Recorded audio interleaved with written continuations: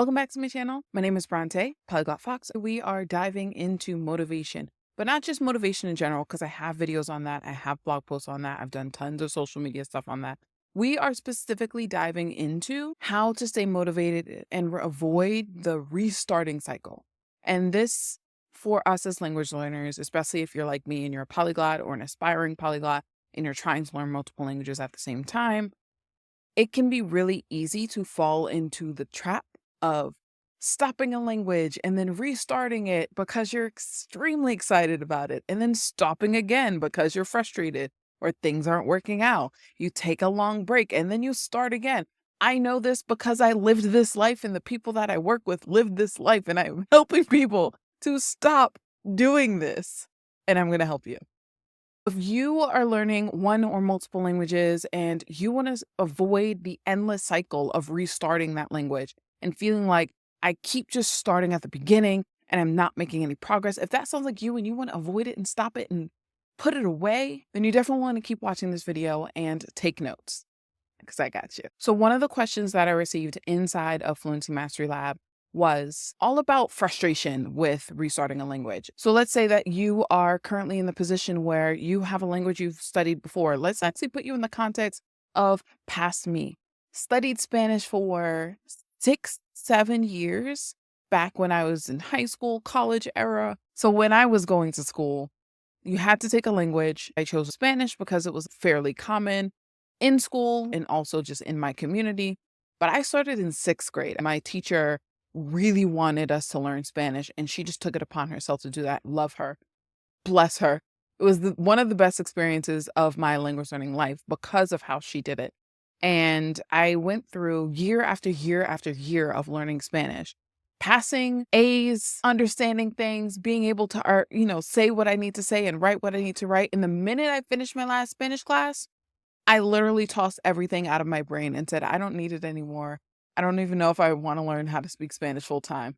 So when I was encouraged to continue another Spanish class for one more year, my junior year, I couldn't remember anything. I couldn't do it.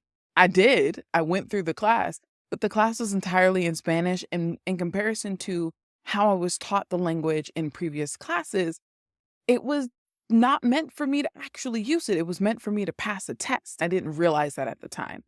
Once I got out of high school and into college, I, fell in love with languages all over again, was like, this is my thing. I'm going to be doing it.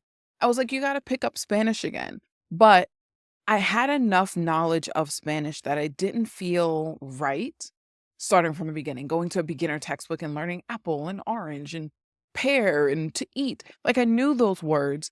I just didn't have the confidence or the skill in recalling the information when I need it and actually using it in writing or with another person. But the knowledge was there. The recognition was there. And if you've ever heard me talk about recognition and recall, you know what I'm talking about. Recognition, being able to understand it when you see it or when you hear it. Recall, being able to pull the information out of your brain when you have to use it in conversation or to write it down. Two completely different skills. And so recognition was strong. Recall was not. I didn't even know what the differences were. I had no clue. But it wasn't until I really started to dive deep into my own language studies, I started to find even more friends who were learning languages and loved learning languages. And that's what helped me develop, what I use today and how I help my students and clients with learning multiple languages. When it comes to that restarting cycle, there are 3 specific things I tell every student and client that I work with. But the core of it is do not start over from the beginning. If you remember nothing else from this video, do not start your language studies over from the beginning if you are restarting a language. And actually, I think I have another video on restarting, and I'm going to make sure to link it up somewhere here and also in the description. But I have had so many experiences with restarting Korean, because I literally followed the Talk to Me in Korean website as they were building up their main curriculum. I restarted French. I restarted Japanese a couple times until I got into college. I have restarted many languages. So I'm not just speaking from guesstimations and assumptions. I'm speaking from my truth and my reality, and also the reality of so many of the people that I work with. Here are the 3 things I recommend for you. First, accept where you are. You have to say, okay, I'm returning to the language and I am not expecting perfection, because I think one of the reasons why we stop is because of the frustration, the disappointment, and for us perfectionists, not being perfect, not being good enough. And so you have to accept that language learning is going to be a challenge. It is a skill you have to work at. To get better, you have to go through that muddy middle. You have to go through the struggle, and you're going to make mistakes and you're going to fail, forget things. And also, the thing that I tend to say a lot as well is that we often give ourselves a lot more grace when we're talking about our native language than we do with languages we're learning. So I told a story on a recent live with Gladly Global. I talked about how for the longest time I was trying to think of the word sleeping bag in English, my native language. I could not think of it. I was like, the thing you use when you're camping and you put it down on the ground, you sleep in it, a book bag. It's not a book bag. I was like, a backpack. I don't know why I was stuck in book bag world, but that's where my brain was. And so often when using our native language, we forget words and talk around the word to say, like, you know what I'm talking about, right? Or we do things like that with actors and names of movies. We give ourselves so much grace when it's our native language, but then when we're learning a language, suddenly we have to be perfect from day one. Just because we are an adult right now, whether you are, a college student, an adult with a full-time job or multiple jobs, or you have a family, just because we are an adult does not mean that we have the adult experience of learning that language. The example that I gave not too long ago was that every time you're learning a new language, it's playing the same genre of a video game from the beginning. And I'm a gamer, so I'm going to use gaming references here. But if you, let's say, love RPGs, right? You love role-playing games. You like to create your character, choose your power, dive into the storyline, fight monsters, build a base. You like to do that. You know how these games work, the mechanics, how to do it if you're on a computer. You know how to use your controller if that's what you tend to use.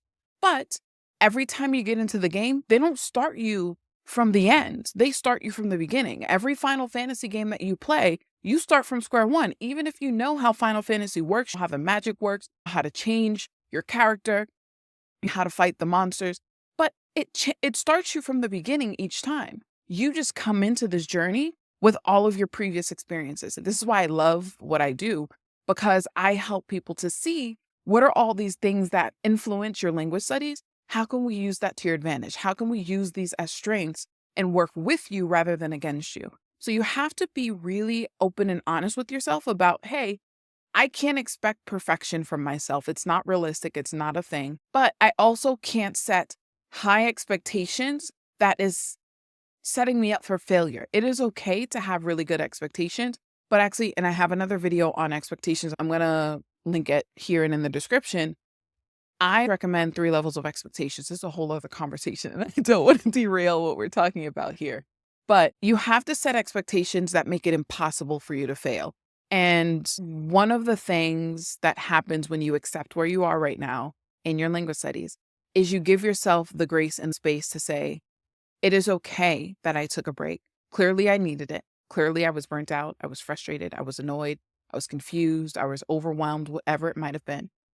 And I'm ready to start right now. I am giving you permission to start right now. It is okay. The second step is to start from what you know. And what I mean by that is a lot of times we feel like when we're restarting a language, we have to start from the beginning to remind ourselves of what we've missed or to restudy the things that we might have forgotten. And in reality, like I said, the recognition might still be there because you might have done a lot of reading, a lot of listening practice. Maybe you've used flashcards. Maybe you use an app like Duolingo or Lingodeer. Maybe you had a teacher and you were really consistent with that teacher or that class or that course.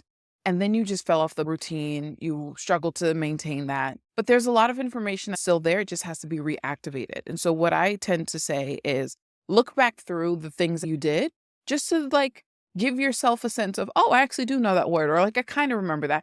Get yourself back in the headspace of I am learning this language and it's going to be great because you want to figure out the gaps in your learning. For example, if you're going through a textbook and you're like, I don't know any of this vocabulary in chapter 3. One, you're going to ask yourself, do I need to know all the vocabulary in this chapter? Yes or no? And then 2, how can I make it easy for me to study it? Because you don't have to study it like it's the first time because it's not. But you can just say, I'm just going to make sentences. And if you know me, sentence building is one of my favorite strategies ever. And that can be random sentences. It can be sentences in like a story. I love writing stories in other languages. It can be journaling.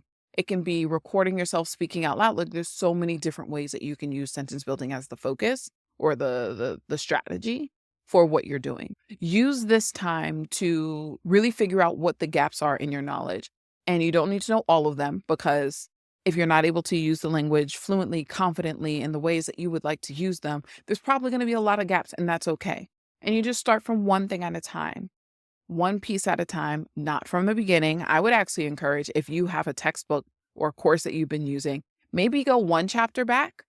If not, just start exactly where you left off if you remember and continue on. Because I guarantee you what's going to happen is most resources, if not all of them, are going to backtrack. They're going to use previous knowledge they expect you to know. And so it's going to bring back up the things that you've forgotten anyway, the grammar that you might have forgotten, the vocabulary you might have forgotten. So rather than diving into it like it's the first time, go from where you've left off and continue the journey. Don't restart the journey. It's a waste of your time. It really is a waste of time. And so the next thing is really filling in those gaps along the way. It is identifying, okay, I actually know how to use one past tense in French, but I don't really know the other one that well. That's my gap. And I studied it, but I forgot. I don't really know the differences between the two. That's your focus. Create a plan. How are you going to tackle that challenge for your linguist studies? Don't just dive in without a plan, because that is also going to be a waste of your time. I always recommend creating a plan and creating a schedule. I have a whole other video on schedule creation, because there are 4 types of schedules that I've identified. And usually when people are creating a schedule, they choose one of 2. They do time blocking or a free schedule, which is like, I'm going to study when I can, and I'm going to do one of these things when I can. And those are 2 extremes of the 4 that I've identified. And so I'm going to make sure to link that video as well. The goal is to figure out, how are you going to actively study, not passively study and like listen in the background, or, just read subtitles and stuff. Like actively read, actively study. How are you going to start using what you know? Because that's what's going to close the gap between your feeling about your skills and the reality of your skills. So many of us diving back into it, or just learning languages in general, decide to focus first on the passive skills or passively learning, when the thing that shifts you from understanding to using the language is active practice. You have to use it. But I'm an introvert, and I completely understand. Introvert meaning my energy levels, not meaning that I'm shy, because that's a whole other conversation. As an introvert, I have tons of strategies on how to improve things like your speaking and your writing without ever having to talk to a person until you feel ready. Some people are absolutely ready to dive in from day one, speaking from day one. Some people are not, and either is okay. There's no shame in either option, but it's about knowing what works for you and aligning your study plan, your study routine, your strategies, your decisions, all of these things, the resources, aligning all of that with you and what works best for you. So again, if you take nothing else away from this video, I want you to remember, 1, do not restart your language studies from the beginning. And 2, fill in the gaps strategically. Don't try to do all the things at once. Take it bit by bit, piece by piece. Give yourself grace to make mistakes and mess up, because it will happen. But it's not about avoiding the mistakes and avoiding the failures. It's about what you're going to do after they happen. Questions like these are exactly what I answer inside Fluency Mastery Lab. We have multiple ways for members to get their questions answered by me. And so if you want to be able to ask questions like these and get feedback within 48 hours, recommendations, and also coaching from me, then I think you're going to love Fluency Mastery Lab. And I'll make sure to put the link in the description so you can learn more about it. But that's all for me. We're definitely going to have more videos like this of me sharing answers to your most asked questions about learning multiple languages. So definitely stick around. And I also have tons of playlists that you can binge and watch all of the things specifically around motivation or getting started with your language studies. Check those out as well. And I will see you next time in my next video. Bye.